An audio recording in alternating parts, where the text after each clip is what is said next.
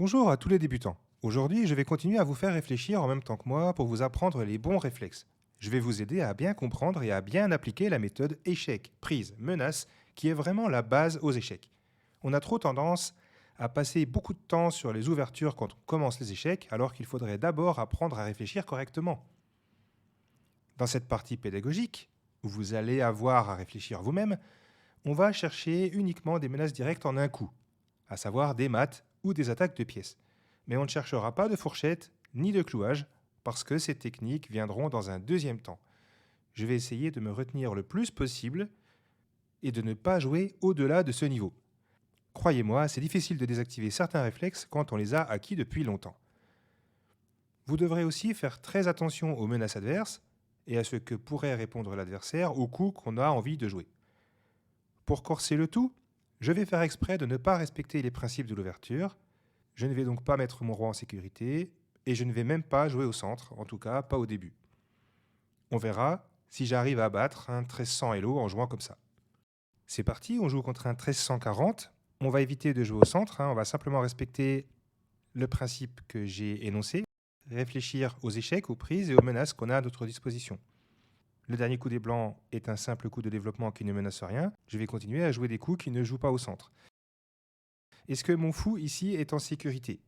Je vous laisse réfléchir une première fois. Eh bien oui, il pouvait être pris par le fou, mais le cavalier le défendait. Mon adversaire continue par un coup qui gagne de l'espace, mais qui ne menace rien. On a donc le temps de réfléchir aux échecs, aux prises et aux menaces qu'on pourrait effectuer. On n'a pas d'échec disponible, étant donné que le roi est loin. On a une prise possible. Je vais vous demander de me dire si elle est correcte. Est-ce qu'on peut jouer fou prend C4?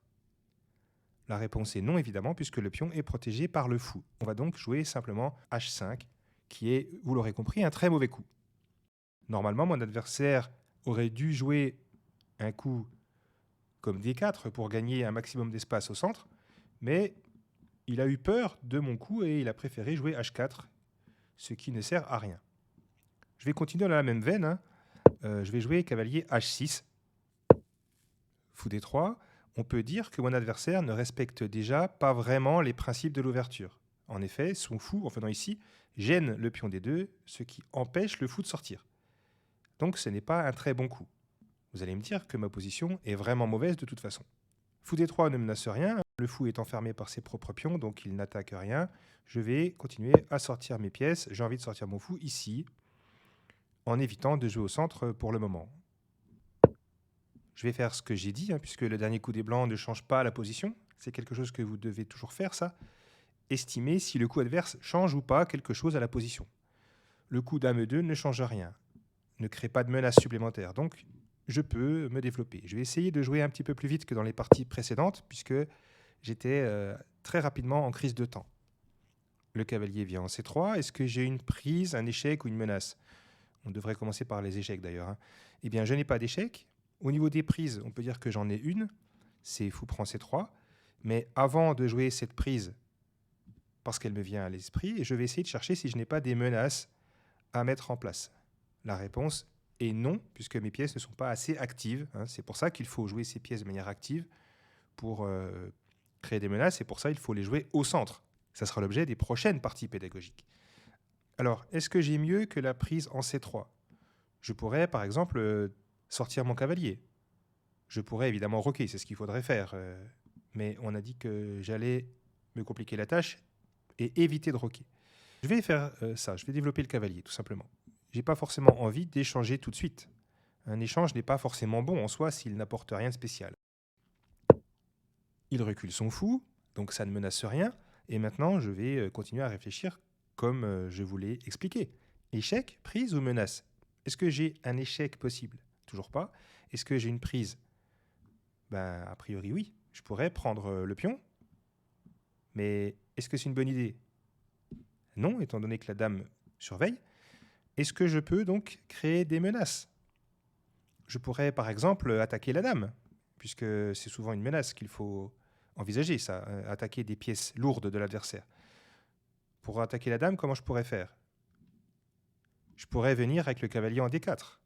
Est-ce que ce serait suffisant? Qu'est-ce que mon adversaire pourrait répondre? sur cavalier D4. Il faut toujours réfléchir à ça aussi. Il ne s'agit pas de trouver son coup uniquement, il faut aussi imaginer quelle est la réponse de l'adversaire sur notre coup avant de le jouer, parce que sinon c'est trop tard. Eh bien, si je viens en D4, le cavalier pourra prendre. Est-ce que ça sera grave? Eh bien non, parce que mon fou pourra reprendre. Donc, prise et reprise, on reste sur du niveau 1. Si vous suivez la méthode par étapes, si vous connaissez cette méthode, à laquelle j'ai consacré une vidéo, je vous y renvoie d'ailleurs au passage, eh bien vous savez que ça appartient à l'étape 1. Cette menace n'est pas suffisante, donc je ne peux pas vraiment attaquer la dame, le cavalier pourrait échanger. Est-ce que je peux attaquer une autre pièce, et en particulier une pièce qui ne serait pas défendue dans le camp adverse? La réponse est oui, je pourrais attaquer le fou. C'est ce que je vais faire. Je vais l'attaquer, à vous de trouver comment. On l'a dit, le cavalier ne peut pas venir ici, il se ferait échanger, mais il peut venir ici. Si vous avez trouvé ce coup, c'est bien, vous avez créé une menace directe. Alors évidemment, quand vous aurez franchi certains paliers, vous vous rendrez compte que ce coup, en fait, n'est pas si bon que ça. Mais quand on débute, il faut bien créer des menaces pour forcer l'adversaire à se tromper. Le dernier coup des Blancs n'est pas mauvais du tout. Est-ce que vous pouvez me dire pourquoi il part la menace qu'on avait envie de jouer? On avait envie de prendre le fou, et maintenant ça ne marche plus, puisque en bougeant, le pion a dégagé la dame qui pourrait reprendre. Mais on a quand même la possibilité de prendre cette pièce. Avant, on doit réfléchir encore une fois aux échecs qu'on pourrait effectuer et aux autres prises possibles. Est-ce que ce pion est en prise? Eh bien non, puisque le fou et la dame surveillent. On ne peut toujours pas prendre ce pion-là parce qu'il est surveillé par celui-là. Donc on a le choix, soit on effectue une des prises qu'on a dites, fou prend C3, puisqu'on pouvait déjà prendre tout à l'heure, ou cavalier prend C2. On n'est pas obligé de prendre, ça n'apporte pas forcément grand-chose d'échanger. Je vais donc jouer un pauvre coup comme ça, par exemple, un coup qui ne sert pas à grand-chose. J'attends que mon adversaire m'attaque quelque chose pour un petit peu vous exercer à la défense aussi, parce que pour le moment, on n'a pas vraiment eu à se défendre. On peut dire que mon adversaire est timoré, même s'il a déjà un bon avantage au centre, évidemment. Mon adversaire vient de prendre en H6. Qu'est-ce que je dois absolument répondre? Je vous laisse réfléchir. Dans cette position, les Blancs viennent de nous prendre le cavalier. On ne peut pas le laisser avec une pièce de plus. Donc, il faut absolument reprendre la pièce. On peut le reprendre avec la tour ou avec le fou. C'est moins bon de reprendre avec la tour. Je vais donc faire ce coup-là. Je vais faire exprès de jouer des coups assez faibles, parce que la tour en H6 ne fait rien. Si c'était le fou qui avait repris, au moins on l'aurait activé sur ses diagonales. Tour prend H6 ne fait que récupérer la pièce. Je précise au passage qu'on n'avait pas de menace plus forte. Sinon, on aurait évidemment exécuté cette menace. Donc, avant de réfléchir aux échecs, aux prises et aux menaces qu'on a à notre disposition, on se demande ce que veut faire l'adversaire. Quelle est sa menace? Donc là, vous devez réfléchir. Que viennent de jouer les Blancs? Ils viennent de jouer A3. Qu'est-ce qu'ils font? Eh bien, ils m'attaquent le cavalier. Qu'est-ce que je dois faire? Je vous laisse réfléchir. On doit réfléchir aux échecs, aux prises et aux menaces qu'on a à notre disposition. Mais on doit y réfléchir en fonction de la menace des Blancs. Donc les Blancs menacent de prendre le cavalier. Il faut faire quelque chose pour lui en essayant de faire un échec, une prise ou une menace. Ça tombe bien, on peut faire un échec qui sera en même temps une prise. Il suffit de prendre le fou. Est-ce qu'on a autre chose à faire avec le cavalier, par exemple un coup de défense ou une menace plus forte? On n'a pas de menace plus forte. Et si on veut replier notre cavalier, eh bien on n'a pas 50 cases, on n'a que celle-là. Le problème, c'est que cette case-là, je pense que vous l'avez compris, elle est bien protégée. Donc ça ne va pas. On peut également jouer un autre échec, que cavalier prend C2. Et c'est important de s'en rendre compte parce que des fois, ça peut créer des menaces plus fortes que simplement enlever la pièce qui est attaquée. L'autre échec qu'on pourrait jouer serait fou prend C3. Est-ce que ce serait une bonne opération? Eh bien, pas vraiment, puisque le pion pourrait reprendre. Mais on pourrait le faire. D'ailleurs, c'est ce que je vais faire. Ce n'est pas forcément excellent. Vous le verrez, à un niveau plus avancé, c'est même un mauvais coup, parce qu'on avait un très bon fou. Donc là, j'ai fait exprès de jouer un coup faible. Normalement, il va reprendre. Et après B prend C3, je vais prendre le fou comme prévu, parce que sinon mon cavalier n'a juste pas de case. J'espère qu'il va reprendre. Voilà. Donc là, on ne va pas perdre de temps, on va prendre sur échec. La dame, évidemment, va reprendre, c'est le coup logique. Et maintenant, on se demande toujours si les Blancs ont une menace. La réponse est clairement non. Le coup dame prend C2 n'a rien changé dans la position. C'est toujours ça qu'on doit se demander. Est-ce que le coup adverse vient de changer quelque chose dans la position? et on se demande ce qu'on peut faire nous-mêmes. On n'a rien à faire de spécial en termes de menaces. Tout est bien protégé dans le camp des Blancs. Il y aurait ce pion-là qui ne serait pas protégé, mais on voit mal comment l'attaquer. Je vais donc simplement sortir ma dame. Pour le moment, on peut dire qu'on résiste bien. Notre adversaire ne nous force pas vraiment à défendre comme un fou, hein, on ne peut pas dire. Il est plutôt timide. Il vient de jouer G3. Est-ce que ça menace quelque chose? Non. On n'a pas d'échec disponible. On a une nouvelle prise qui s'offre à nous, c'est dame prend pion, mais évidemment, ça ne sert à rien puisque le pion est protégé. On ne peut toujours rien prendre dans le coin adverse. On va donc jouer un coup qui permet de jouer avec des pièces qui ne jouent pas pour le moment. Comment faire rentrer nos pièces en jeu? On aurait envie de faire jouer cette tour en la faisant coulisser sur cette rangée, par exemple, mais pour ça, il faudrait bouger ce pion. Et je pense que vous avez compris que ce n'est pas possible, parce que cette case est très bien protégée. Donc on oublie. Je vais jouer un coup simple, je pense qu'un 1300 Elo verrait. Je vais pousser ce pion pour essayer de réveiller ce fou, en fait. C'est ça l'idée. Au passage, je crée une menace. La menace, c'est la prise en C4, puisqu'il y aurait reprise et ensuite fou prend. Donc on a l'impression que l'adversaire ne l'a pas vu. Qu'est-ce que je fais maintenant? Comment je dois réfléchir? Eh bien, je dois d'abord réfléchir aux menaces de l'adversaire. Pourquoi la dame est venue ici? Qu'est-ce que ça change dans la position? La dame attaque une de nos pièces ici. Elle attaque la tour. Donc on ne doit pas rester enfermé dans notre idée qui est de prendre en C4. On doit d'abord faire quelque chose pour cette tour. Je vais la remettre ici. Et seulement ensuite, je prendrai là, si mon adversaire m'en laisse l'occasion. Donc là, vous avez paré quasiment la première menace des Blancs. Mais dans vos parties, ne restez pas enfermés dans votre attaque ou dans votre menace. Regardez toujours avant quelles sont les menaces adverses. Donc l'adversaire vient de pousser. Qu'est-ce que ça change? Qu'est-ce que ça menace? Ça ne menace rien, rien de nouveau. Est-ce qu'on peut faire un échec? Toujours pas. Est-ce qu'on peut prendre quelque chose? Eh bien oui, on peut prendre ici. Donc on va le faire, mais avant, on vérifie qu'on n'a pas de menace plus forte. Est-ce que par exemple, on pourrait attaquer ce cavalier qui n'est pas protégé ou cette tour? Bon, clairement non. Ces pièces sont hors d'atteinte. Donc on va prendre, simplement, on a gagné un pion déjà. On n'a rien fait d'extraordinaire. Petit roc, il met son roi en sécurité. Évidemment, pas d'échec possible. On ne va pas prendre en G3, ce serait ridicule. Donc on va essayer de trouver des menaces qu'on pourrait mettre à exécution. Rien de spécial. Je vois que ce cavalier n'est pas défendu, mais je vois mal comment exploiter ça pour le moment. Je vais donc jouer ma tour et je vais la mettre sur une colonne ouverte. C'est quand même important pour les tours, les colonnes ouvertes. On reste vraiment dans l'activité basique des pièces. Mon adversaire vient de jouer tour B1. Que menace-t-il? Il ne menace rien en réalité. Parce que si jamais il prend en B8, la dame protège. Donc ça sera juste un échange. Je peux donc laisser la tour ici. Vous avez vu, pour le moment, je n'ai toujours pas joué au centre. Les blancs n'ont pas de menace.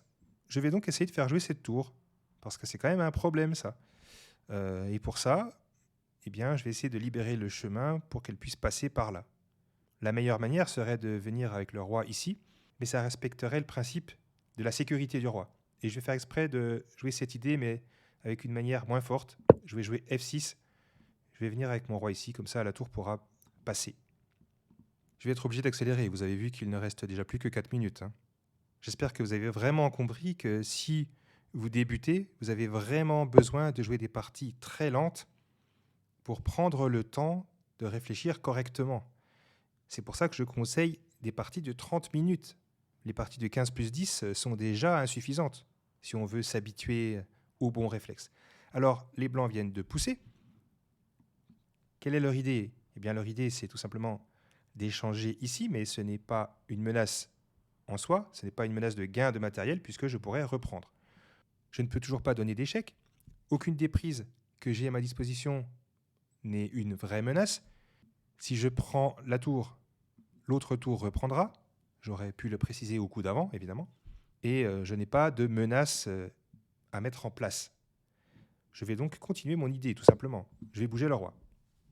Je n'ai pas à avoir peur de la prise, puisque je pourrais reprendre tout simplement. Pendant que mon adversaire réfléchit, je vais essayer de regarder quelles sont les pièces ou les pions qui ne sont pas assez défendus. Les blancs viennent de rapprocher leur dame de mon roi, mais à première vue, ils ne créent pas de menace directe. En réalité, ce coup est très dangereux, mais je ne suis pas censé le voir au niveau que je me suis fixé. Je vais donc faire le naïf et continuer à réfléchir comme je le fais depuis le début. J'ai envie d'attaquer ces deux pions avec ma dame. Je vais donc jouer dame A5. Mon adversaire a un bon coup, mais je ne sais pas s'il va le voir. J'ai fait exprès un petit peu de gaffer et il ne l'a pas vu. Si on revient en arrière, il aurait pu gagner une tour avec une découverte, une attaque à la découverte. Pour ça, il fallait jouer E6 échec. J'aurais été obligé de prendre, et là, il aurait pris. Et après, tour prend, la dame aurait pu reprendre. Mais il ne l'a pas vu. Il a joué cavalier G5 à la place. Mais cela dit, je constate que ça va marcher quand même pour lui. À mon niveau, normalement, je ne sais pas ce que c'est qu'un clouage, donc je n'ai pas envisagé ce coup. Et là, je me rends compte que je ne peux pas prendre, parce que la dame est en face. Donc mon roi va devoir parer l'échec. Mais où va-t-il devoir aller? C'est ça la question. Comment on pare l'échec? Si je viens ici, ici ou ici, cette tour ne sera plus protégée. Donc je dois faire très attention. Je vais donc mettre mon roi ici. Mais, à mon avis, mon adversaire va gagner une tour quand même. En tout cas, j'espère pour lui qu'il va le voir. Je ne suis pas sûr du tout. Parce que maintenant, il y a une attaque à la découverte qui est possible pour lui. Là, on est à un niveau déjà supérieur. On est à un niveau de 1400 Elo. Là où c'est facile pour lui, c'est que c'est juste un échec, en fait. C'est peut-être ça qui va lui permettre de trouver. L'attaque à la découverte qui gagne une tour pour les blancs, c'est justement la prise en F6. Qu'est-ce qui vient de se passer? Le pion vient de disparaître avec un échec. Je vais donc être obligé de reprendre avec le pion, puisque le roi ne peut pas reprendre, il ne peut pas se mettre en échec. Et maintenant, cette tour se retrouve attaquée 2 fois. Donc là, j'ai fait exprès de ne pas le voir, parce que on est déjà sur un niveau supérieur. L'attaque à la découverte, c'est quelque chose qui est plus difficile que les menaces en un coup. Est-ce que mon adversaire va se rendre compte qu'il vient de créer une découverte? Ce n'est pas sûr, il va peut-être juste enlever son cavalier qui est attaqué par le pion. Ça se trouve, il a juste vu ça, lui. C'est intéressant, on va voir s'il va se rendre compte du cadeau que je lui ai fait. Eh bien, il ne s'est pas rendu compte qu'il pouvait tout simplement gagner la tour en prenant d'abord une fois, puis en reprenant. Donc là, j'ai l'occasion de sauver ma partie. Quelle est la menace des blancs? Il y a déjà cette menace-là, on l'a dit. Donc, il faut que je fasse quelque chose pour parer ça. Je vais le faire en créant une prise. Donc, je vais prendre ici. J'accélère, je suis obligé, il me reste plus que 30 secondes. Normalement, mon adversaire va devoir reprendre. Il est obligé. Et maintenant, je me demande si j'ai un échec, une prise ou une menace. Pas d'échec, mais j'ai une prise. Je peux prendre le cavalier. Donc là, il a raté une occasion. J'ai gagné une pièce alors qu'il pouvait gagner une tour entière. Il vient de faire un échec. Donc, on doit se demander si j'ai, pour parer cet échec, un contre-échec, ça arrive des fois, si j'ai une prise ou si je dois fuir avec le roi. Normalement, c'est prendre, intercepter et fuir qui sont les 3 possibilités pour parer l'échec. J'ai une prise possible. Je vous laisse réfléchir. Et je joue rapidement dame prend E5. J'échange les dames. Sinon, mon adversaire allait gagner la dame. Donc, pas de menace adverse. Est-ce que j'ai une prise, moi? Eh bien oui, je vais prendre H4. À chaque fois, je vous invite à mettre pause parce que ça va vite. Est-ce que j'ai un échec ou une prise possible? Non. Est-ce que j'ai une menace? Oui. Il y a un pion que je peux attaquer. Je vous laisse réfléchir. Je vais attaquer le pion E5. Il défend. Est-ce que j'ai intérêt à prendre? Bien sûr que non. Je n'ai pas de menace. Je vais donc jouer le roi, tout simplement. Là, j'accélère. Alors, pas d'échec, pas de prise, pas de menace. On va activer la tour, par conséquent. Cette tour, il faut la mettre où? Ça, c'est un coup de 1200, normalement. C'est pas compliqué. On va mettre la tour en B8. On reprend la colonne. On n'avait pas de prise possible. Est-ce que j'ai un échec possible? Oui. Pour gagner du temps, je vais le faire tout de suite. Est-ce que j'ai un échec possible? Oui. Et c'est une prise en même temps. Est-ce que j'ai intérêt à échanger les tours? Eh bien oui, puisque j'ai un fou de plus. On va échanger. C'est une règle de base, ça. On simplifie quand on a un avantage matériel. Je n'ai pas de prise possible, ni d'attaque immédiate, donc on va simplement jouer le roi. Je ne vais pas centraliser mon roi plus que ça, parce que sinon ça serait monter le niveau. Je vais créer une menace. Comment je peux faire pour attaquer ce pion? Je vais jouer ça. Ça, si jamais il prend, qu'est-ce que je peux faire? Je peux reprendre. Échec, prise ou menace? Je vous laisse réfléchir. J'ai un échec. J'ai même 2 échecs. Le premier échec n'est pas le meilleur puisqu'il pourrait reprendre du pion. Mais je peux faire ça. Est-ce que j'ai un échec, une prise ou une menace? J'ai un échec, j'en ai même 2. Je peux pousser ce pion ou jouer le fou ici. Je vais faire échec avec le fou. Est-ce que j'ai un échec, une prise ou une menace? J'ai pas d'échec, hein, évidemment. Le roi est hors d'atteinte du fou, mais j'ai une prise. Prise, reprise. Donc c'est-à-dire que là, je gagne 2 pions contre 1 normalement. Prise et reprise, je le répète, c'est encore du niveau 1. Bien. Est-ce que j'ai un échec? Toujours pas. Une prise? Oui. J'ai pas de menace plus forte, donc je prends. Normalement, ça devrait être complètement gagnant. Échec, prise, menace. Menace, oui. On va attaquer le pion. On peut dire que mon adversaire a joué vraiment trop vite. Échec, prise, menace. Bon, on n'a rien de tout ça. Donc, on va jouer le roi ici. En finale, comme ça, le roi devient une pièce d'attaque. Est-ce que je peux créer une menace? Eh bien, avec mon fou, non, parce que tous les pions sont sur case noire.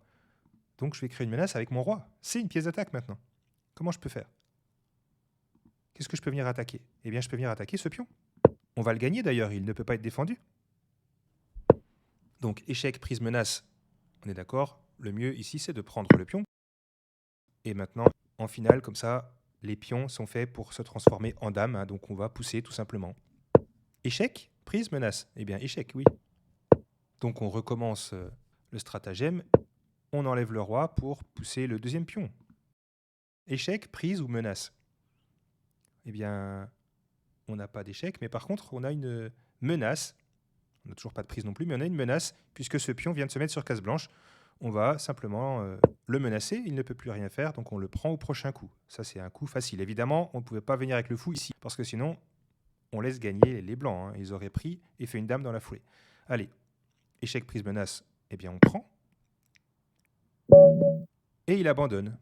Voilà, donc notre stratégie a fonctionné. On a gagné en appliquant simplement la technique échec, prise, menace. On a même laissé à l'adversaire la possibilité de gagner, en tout cas de gagner du matériel sur une attaque à la découverte, qu'il a joué d'ailleurs. Donc il a joué un bon coup, mais sans faire exprès. Voilà, donc j'espère que cette partie vous aura été utile. Et j'espère surtout que cette fois, j'ai vraiment bien respecté les règles que je me suis imposées. À bientôt!